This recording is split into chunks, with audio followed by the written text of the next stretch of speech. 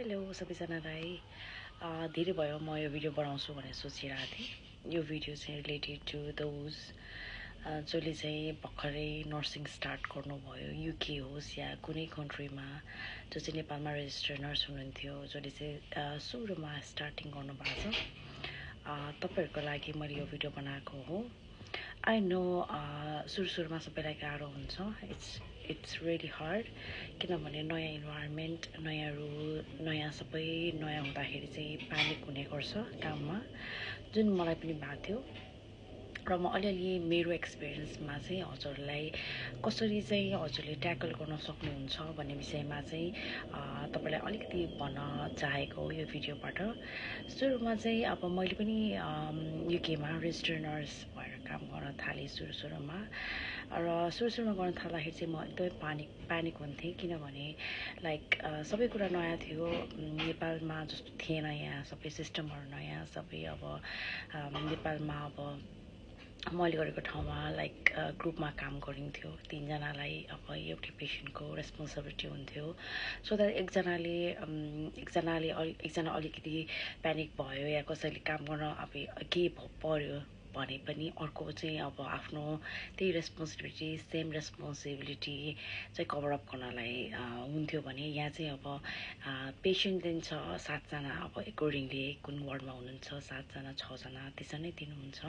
र त्यो रेस्पोन्सिबिलिटी सबै आफू अब एक्लै हुने गर्छ। यहाँ चाहिँ एकजना चाहिँ एचसिए दिन्छ, त्यो एचसिएमा पनि डिपेन्ड हुन्छ हाउ यहाँ त फेरि 12 आवर सिफ्ट हुन्छ नि त यहाँ। So how it goes whole day भनेको चाहिँ त्यो एचसिएमा पनि डिपेन्ड हुन्छ। त्यो त छोडिहालौँ र अब नर्सिङकै कुरा गरौँ है त। अलिअलि प्यानिक हुन्छ, तर म के भन्छु भने कन्फिडेन्ट हुनलाई अलिक टाइम दिनुपर्छ। सबै कुराको लागि चाहिँ टाइम लाग्छ, it's normal. So don't be panic, just अब एउटै कुरा कन्सिस्टेन्सी हुनुपर्छ। गर्दै जाँदाखेरि बिस्तारै कन्फिडेन्स बिल्डअप पनि हुन्छ। र एउटा गरी लाइक अरूलाई नहेर्नु, तपाईँहरूको साथी अब सँगै आउनु भएको छ, उसले चाहिँ यति धेरै सिकिसक्यो, मैले चाहिँ सिकेको छैन, त्यसरी पनि नसोच्नु। Because every one is different, everybody is different होइन। लाइक एकजना चाहिँ अब फास्ट लर्नर हुनसक्छ भने अर्को नहुनसक्छ।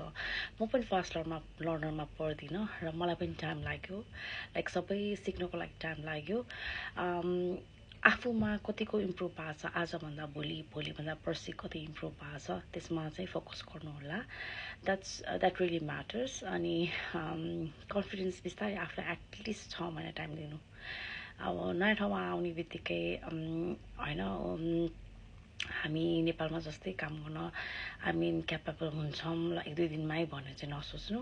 कतिजना चाहिँ मैले गरेको ठाउँमा चाहिँ एनएचएसमा एचए भएर काम गरिरहनु भएको छ नर्सेसहरू, नेपालको नर्सेसहरू।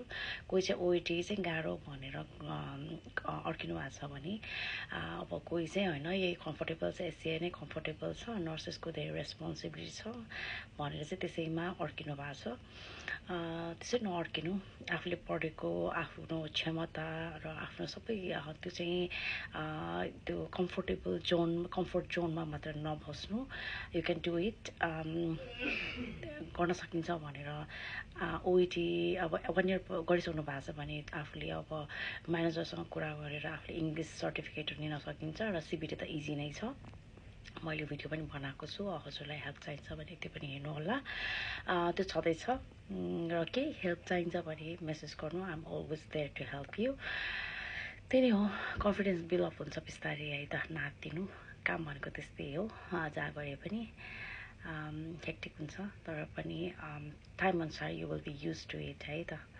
त्यही भन्दै thank you so much for watching my video. Thank you so much, by.